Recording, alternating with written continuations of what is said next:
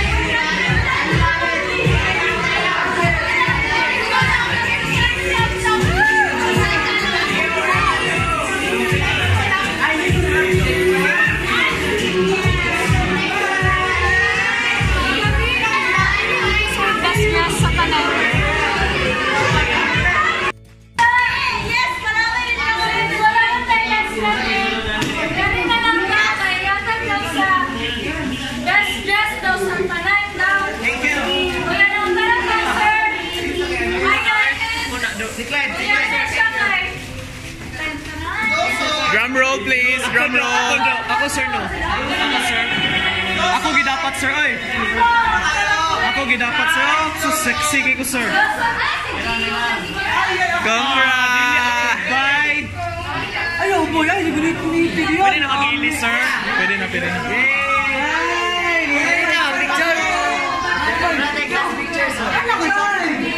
Sige lang. Sige lang.